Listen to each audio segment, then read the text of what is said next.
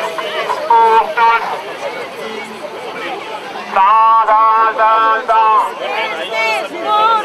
Justice pour tous. Nous sommes tous Mauritaniens. Nous sommes tous Mauritaniens. Alpulaar Mauritanien. Soninké Mauritanien. Wolof Mauritanien. Bivani Mauritanien. Harbani Mauritanien. Bambara Mauritanien. Il y a eu un génocide en Mauritanie en 89 suite aux événements, ce qu'on appelle les événements de 89, un banal incident qui s'est un peu déclenché à la frontière entre la Mauritanie et le Sénégal, un banal incident entre des agriculteurs, des éleveurs et tout ça. Mais ils en ont profité pour un peu dénégrifier la Mauritanie, pour vraiment commettre un génocide. Effectivement, c'est un génocide, puisque surtout à l'encontre, ça continue, oui, ça continue, puisque en fait, la majorité de la population comme en Mauritanie est noire, y compris les Haratines. Les Haratines aujourd'hui qu'on veut vraiment considérer comme arabes, ils ne sont pas arabes, ils sont négro-africains, de culture peut-être arabe. Donc du coup, il y a eu ces événements de 89, en avril 89, en plein mois de Ramadan. Voilà, en plein mois du Ramadan, où les musulmans gênés, ils ont fait des massacres et ils ont fait des déportations massives.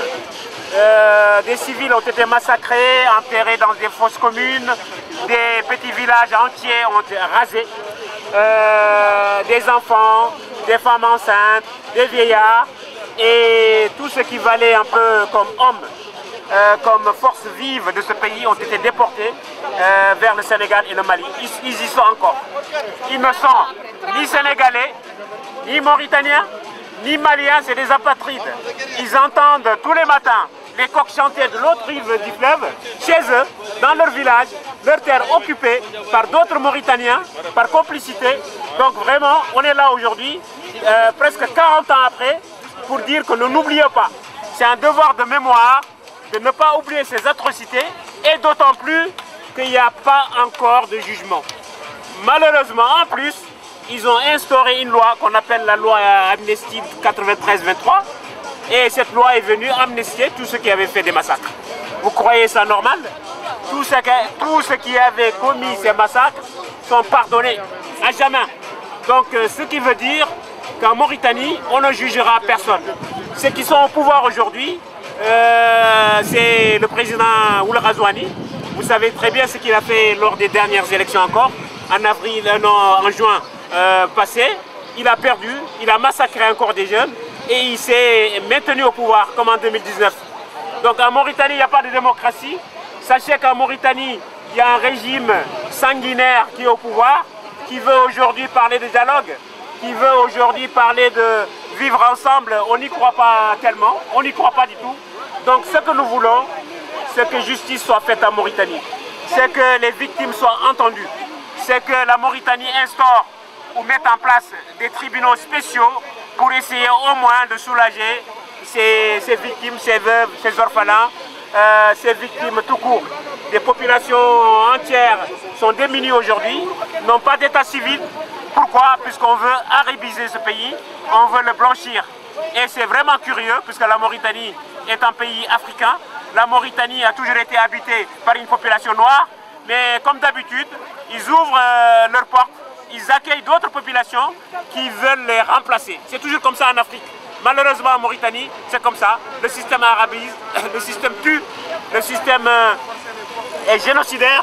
Il y a des crimes contre l'humanité, il y a des crimes de génocide en Mauritanie et on ne peut rien faire puisqu'il y a des lois qui sont là, tout fermé. Donc là aujourd'hui, ça devient une question politique, effectivement, puisque sur le plan juridique, sur le plan juridictionnel, sur le plan de la justice, du judiciaire, on ne peut rien faire, puisque tout est bloqué. Voilà ce qui se passe en Mauritanie, voilà ce qu'on demande à la France, ce qu'on demande à M. Emmanuel Macron, d'ouvrir ses oreilles, d'ouvrir ses yeux et de savoir que supporter des dictateurs, ça ne sert à rien. Effectivement, nous comprenons les enjeux économiques. Bon, il y a du pétrole, il y a du gaz, il y a du poisson, qui nourrit l'Union européenne, d'accord, mais de l'autre côté, il y a des populations, les droits de l'homme ne sont pas respectés, ce ne sont pas des États de droit, ce sont des États aussi où les terroristes passent pour venir attaquer la France. Comprenez que si des pays comme la Mauritanie ne sont pas sécurisés, eh bien la France n'est pas sécurisée. Parce que c'est ça que les gens ne comprennent pas. Donc du coup aujourd'hui, nous demandons aux autorités françaises d'ouvrir leurs oreilles, d'ouvrir leurs yeux, de savoir qu'en Mauritanie, il y a un régime raciste, il y a un régime panarabiste, il y a un régime sanguinaire. Des Mauritaniens sont tués et on n'arrive pas à trouver vraiment la vérité ni la justice. Donc aujourd'hui, ces populations victimes sont en train de voir dans quelle mesure elles peuvent au moins faire un pas, mais sans piétiner quand même la vérité et la justice. Donc nous demandons au régime de Razouani de faire preuve de bon sens et d'arrêter un peu, comment dirais-je, la manipulation encore. Tout le monde est manipulé. Certains partis politiques qui n'en sont pas en tout cas ne sont pas de l'opposition, qui viennent pour des intérêts pécuniers, comme d'habitude, un peu ravigorer, renforcer ce régime sanguinaire. Voilà, donc aujourd'hui nous sommes là, 36 ans, presque 40 ans après, on est toujours là, en train de demander justice. Il y a ici parmi nous, il y a des veuves, il y a des orphelins, il y a des victimes tout court qui veulent la justice, qui veulent faire le deuil, qui demandent à certains criminels qui sont là. Par exemple, je vous donne un exemple, le président de l'Assemblée nationale, aujourd'hui qui s'appelle Oulmeguet. Bon, moi je suis juriste, hein, je ne veux pas dire qu'il est coupable aujourd'hui, mais en tout cas il est accusé. En tout cas il est soupçonné d'avoir assassiné des gens. La moindre des choses, c'est de l'écouter, c'est qu'il dise ce qu'il a fait, c'est de le confronter aux victimes. Et puis s'il n'est pas coupable, tant mieux pour lui, mais s'il l'est, que la loi s'applique sur lui. Nul n'est au-dessus des lois. Ould Abdelaziz aujourd'hui, qui était l'ex-président, il est aujourd'hui accusé de crimes économiques. Voilà, donc il est mis en prison par son acolyte, par son frère d'armes, Ould Razouani, qui risque de passer sur la même trajectoire qu'Ould Abdelaziz, qui est là aujourd'hui président de la République, mais profites-en pour faire quelque chose d'intéressant dans ce pays-là, qui connaît les problèmes, qui connaît très bien ce qui se passe en Mauritanie. Mais pourquoi tu ne fous rien pour régler ces problèmes-là, pour ne pas utiliser la politique politicienne? Les Mauritaniens, ils souffrent, ce pays va mal, vous ne parlez pas. Vous ne parlez pas, mais parlez, bon Dieu. Parlez aux humains, parlez à ceux à qui vous avez vraiment volé la victoire des élections dernières, des élections de 2019 et celles de juin 2024 aussi. Bon voilà, donc c'est ça vraiment le décor. La Mauritanie est un pays qui n'est pas loin, les gens entendent, il y a des dunes, il y a le Bandarguin, c'est beau, il y a des dates, il y a tout ça, mais il y a beaucoup de sang qui a coulé dans ce pays-là. Un petit pays de 5 millions d'habitants, mais où il se passe des atrocités. Voilà. Razouani, assassin. Jugez les assassins. Jugez les assassins. Jugez les assassins. Jugez les assassins. Jugez les assassins. Jugez les assassins. Non crime en Mauritanie. Non crime en Mauritanie. Non crime en Mauritanie. Non crime en Mauritanie. Retour des déportés. Retour des déportés. Retour des déportés. Retour des déportés. Ils sont tous des assassins. Ils sont tous des assassins. Ils sont tous des assassins. Ils sont tous des terroristes. Ils sont tous des terroristes. Ils sont tous des terroristes. Ils sont tous des terroristes. Ils sont tous des dictateurs. Ils sont tous des Assassins. Maouia, assassin. Maouia, assassin. Maouia, assassin. Maouia, assassin. Maouia, assassin. Oulbekri, assassin. Oulbekri, assassin. Oulbekri, assassin. Oulbekri, assassin. Ils sont tous des criminels. Ils sont tous des criminels. Ils sont tous des assassins. Ils sont tous des assassins. Ils sont tous des assassins. Ils sont tous des assassins. On va rappeler juste les faits. Nous sommes en avril 2025. En avril 1989, le gouvernement mauritanien a profité d'un événement entre un éleveur mauritanien et un agriculteur sénégalais pour déporter des milliers de Mauritaniens vers le Sénégal et vers le Mali. Depuis 1989, ces Mauritaniens croupissent dans des camps au Sénégal et au Mali. Donc nous sommes venus aujourd'hui pour dire toute notre solidarité envers ces compatriotes injustement déportés vers le Sénégal. Et nous rappelons au gouvernement mauritanien, au gouvernement sénégalais, au gouvernement malien que ces Mauritaniens doivent retourner dignement chez eux. Voilà pourquoi on est là aujourd'hui. Retour des déportés! Retour des déportés! 89 plus jamais! 89 plus jamais! 87 plus jamais! 91 plus jamais! Non à l'impunité en Mauritanie! Non à l'impunité en Mauritanie! Nous appelons à la jeunesse mauritanienne de comprendre les enjeux, de montrer leur engagement, parce que c'est l'heure de la jeunesse et je pense que la jeunesse mauritanienne, eux, ils ne comprennent pas les enjeux de l'heure. Face à cet État raciste, esclavagiste, qui a déporté des milliers de Mauritaniens, aujourd'hui, l'heure est au combat, l'heure est au courage, l'heure est au sacrifice. Il y a aujourd'hui des jeunes qui n'ont pas compris. Quand je m'offusque, quand je vois des jeunes dire que nous n'avons pas de leader. Quelqu'un qui a 20 ans, 35 ans, mais quand tu n'as pas de dépenses chez toi, tu te demandes comment je vais avoir de quoi manger, tu parles à toi-même. Nous parlons à nous-mêmes. Nous sommes cette jeunesse-là qui n'a encore rien fait en Mauritanie. Nous sommes cette jeunesse-là qui est pressée de réussir. Nous sommes cette jeunesse-là qui est insouciante des problèmes de l'heure. Aujourd'hui, la jeunesse doit ouvrir ses yeux et le comprendre. Personne ne va lutter à leur place. Personne ne va faire le changement à leur place. Nous devons dire que nos aînés, ils ont donné leur vie pour sur ce pays-là. Ils ont donné leur vie pour cette cause-là. Aujourd'hui, nous devons prendre les relèves et je pense que nous sommes en train de venir. Nous sommes des jambars de Facebook, des jambars de TikTok, des jambars d'Instagram, mais sur le terrain, on est toujours absent. La jeunesse mauritanienne brille par son absence.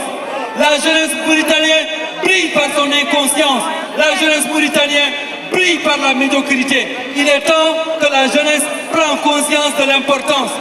Quand on dit l'Union en Mauritanie, on croit qu'on parle à une seule unité. Quand on dit l'Union en Mauritanie, on parle de la Mauritanie toute entière. En nous disant à la communauté arabo-berbère que dans le monde, s'il y a eu un changement, c'est parce que les oppresseurs ont accepté de changer les choses en disant ce qu'on appelle, c'est pas normal. Partout dans le monde, on n'a jamais vu une injustice que les gens ne sont pas retrouvés autour d'une table pour parler des problèmes. Il est temps d'évacuer, il est temps de terminer la question du passif humanitaire en Mauritanie. Il est temps qu'aujourd'hui, que les Mauritaniens épris de justice puissent s'asseoir sur la même table et régler définitivement les problèmes. Nous sommes conscients, nous sommes très conscients que dans les organisations de droits de l'homme, nous sommes très conscients que dans les associations de droits de l'homme, nous sommes conscients dans les partis politiques, il y a des gens qui ne veulent jamais que les chaises se règlent parce que leur responsabilité est engagée. Et il est temps de dire à ces gens-là que nous avons compris et nous devons continuer à lutter pour que la Mauritanie retrouve, comme je l'ai dit, l'unité, pour que la Mauritanie retrouve son unité dans le temps. Il est temps que le président Azouani, monsieur le président, vous avez manqué de courage. Sidi Houchen Abdallah a posé les jalons de l'unité nationale. Vous ne pouvez pas vous substituer pour dire qu'aujourd'hui vous refusez alors qu'on a vu les pauvres, on a vu les orphelins, on a vu les rescapés. Il est temps que la Mauritanie se réconcilie sur elle-même. Il est temps qu'aujourd'hui que nous prenons conscience que ça ne sert à rien de cataloguer, de stigmatiser et de dire que le combat n'est pas un combat ethniciste, n'est pas un combat communautaire, n'est pas un combat contre une communauté, mais c'est un combat juste pour une Mauritanie nouvelle, une Mauritanie égalité, une Mauritanie de justice. Donc, On dit non à l'injustice, non à l'injustice, non à l'injustice. Jugez les criminels. Jugez les criminels.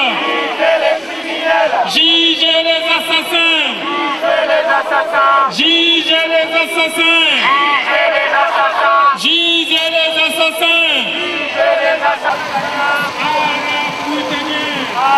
Je vous salue tous, comme vous venez de dire tout à l'heure. موريتاني الكاملين الناس كاملة موريتاني البيضان والفلان والولوف والسوانينكا. احنا هون اليوم في بلاص دو لا ريبوبليك جالية الموريتانية فرنسا وجاي. On ne voit personne. Donc si on veut parler d'unité nationale, je pense que les causes aussi sont nationales. Donc aujourd'hui, effectivement, ce qu'il a dit, il faut que la communication aussi passe vers les autres communautés. On parle aussi, on est locuteur de Hassania, on est locuteur de Wolof et de Alpulaar et de Soninké un peu, mais en tout cas ce pays, il doit être, comment dirais-je, écouté et entendu par tout le monde. Aujourd'hui, on ne voit pas notre couleur, quoi. On ne voit pas de bilan ici, et pourtant on dit qu'on veut faire le vivre ensemble en Mauritanie. Donc, effectivement, ce qu'il a dit, c'est qu'aujourd'hui, il y a une chasse à l'homme. Une chasse à l'homme aux communautés subsahariennes, particulièrement. Donc je pense que ça a été dénoncé partout, dans les réseaux sociaux, mais l'État en place n'entend pas. Le régime en place de Razouani, il n'entend pas, il n'a ni d'oreille, ni de bouche, ni de langue. Donc aujourd'hui, on est en train de faire un amalgame, un abus d'autorité, un abus de pouvoir en Mauritanie, où on malmène les populations, surtout subsahariennes. Et dans ces populations-là, on ne voit pas la communauté blanche, on ne voit ni de Syriens, on ne voit pas de Palestiniens, on ne voit pas de Maghrébins, on ne voit pas de, je sais pas, de Touareg, on ne voit que des populations noires. Tant que tu n'as pas de papier, tu es censé être étranger dans ce pays-là. Et encore plus grave, c'est qu'on rentre dans les domiciles des gens. On viole les domiciles, on déshabille des femmes, on humilie des gens. Donc effectivement aujourd'hui, nous attirons l'attention du faux pouvoir de Razouani, d'ouvrir les oreilles et d'arrêter cette mascarade. Sinon, les événements de 89 risquent encore de se passer en Mauritanie. Merci.